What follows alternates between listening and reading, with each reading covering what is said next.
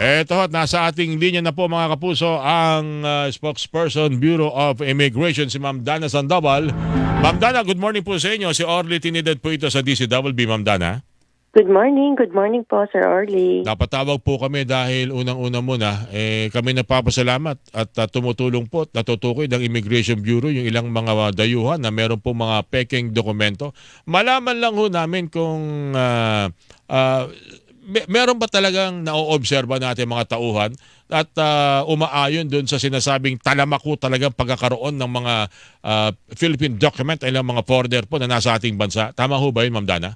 Actually, Sir Orly, medyo matagal na namin itong nire-raise na nakikita namin as a national security concern. Kasi hindi lang po isa ang nahuhuli natin. In the past, in the recent years po, nasa 10 na yung nahuli natin. Mm-hmm. At ang nakakagulat po, in the last week, nakakatatlo na po tayo na karagdagan na ganito pong uri ng mga foreign nationals na may mga hawak po na Philippine documents. Mm-hmm. So it's really nakakabahala po kasi tingin po natin national security concern to kasi sila po ay hindi eligible na maging Pilipino at nawawala sila sa purview ng immigration kapag sila po ay naging Pilipino na may hawak po sila na Philippine documents. Mm. Ang nakalulungkot lang, nung nakaraan, kaya ako nakalulungkot kasi kanina, noong nakaraang linggo, yung NBA mismo nakatuklas 200 mga fake document ang kanilang natuklasan sa Davao del Sur, kung di ako nagkakamali. Sabi ko kung ito'y nakuha, hindi malayo na mas marami talaga may hawak-hawak na Philippine passport na hindi man talaga mga Pilipino. So, meron po bang plano without going into details na maaring ang immigration kayo na ho mismo kahit man lang mga 3 o 4 na tanong sa mga may Philippine passport na ang sagot saliwa, malamang talagang dapat na i-hold itong mga gantong mga may hawak na Philippine passport, Ma'am Dana.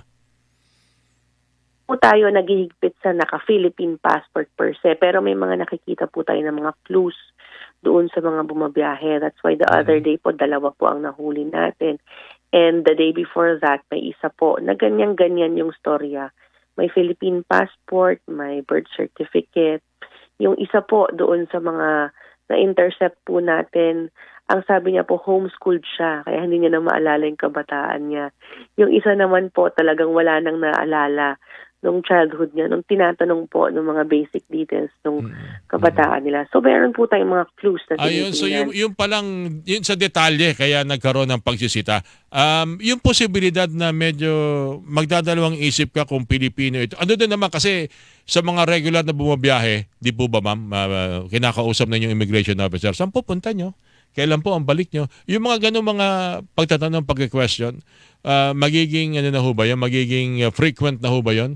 Para na rin po talagang matiyak na meron pong basihan o talagang tamang dokumento dala-dala ng isang may hawak na Philippine passport. Yes, it's part naman po of the regular process of our immigration officers. Good. Pag nakakita po ng red flags, ayan po, ay dyan po nagkakaroon ng karagdagang katanungan. Mm-hmm. Sabi nyo kanina, maraming beses, marami na palang pagkakataon. Kailan nagsimula ito? Kailan kayo nakatuntun na medyo... Kasi pagkakaalam ko, minsan nagkausap tayo, yung mga malimit na bumiyahe for religious purposes, yung mga magpupunta ng Israel, ng Holy Land, yung magpupunta ng Saudi Arabia, na hindi naman pala mga Pilipino, parang nagsimula doon. Tama po ba, Ma'am Dana? Marami po yun, parang mga 100, 200 po yung nakakuha ng Philippine passport na Indonesians. Yes, and then there were a lot already before. Actually, matagal na po ito, pasulput-sulput lang. Nung last, parang before the pandemic or during the pandemic, nakasampu po tayo nahuli. And for the past few days, 3 na po yung nahuli natin sa mga paliparan. And ang mahirap dito, Sir Orly, medyo challenging hulihin to mga to sa immigration. Mahirap hulihin to kasi kumpleto po sila ng papel. Lahat po ng uri ng Philippine document na hinahanap. Layers and layers po of Philippine documents yung pinapakita po nila. Pero pag kinausap mo, mukhang hindi naman talaga Pilipino. Doon po tayo nakakakuha ng clues. Ayun. Na hindi sila Pilipino. Alright. Panghuli na lang.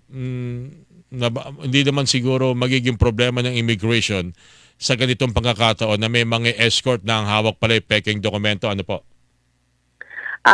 Yes po, talagang kasama po yan sa mga tinitingnan natin, and sa assessment po, ang strict instruction ni Commissioner Tansinko is individual assessment. Hindi po pwedeng may tagasagot sila for their travel. Individual po para makita yung kanilang documents mismo at yung matching nun na sinasabi nila. Kasi parang ako natuwa ako sa balita kahapon, talagang last line of defense ang immigration sa mga dayuhan na may peking dokumento. Ano po, Ma'am Dana?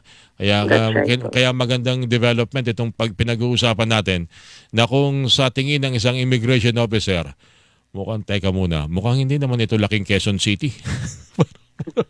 Parang laking Tiananmen Square tong tambay. No? O kung laking Hanoi o kung sa mga bansa at gumamit lang peking dokumento, siguro mas kinakailangan dagdagan pa ho yung ating vigilance po doon. Pagbabantay po doon, Ma'am Dana, ano po?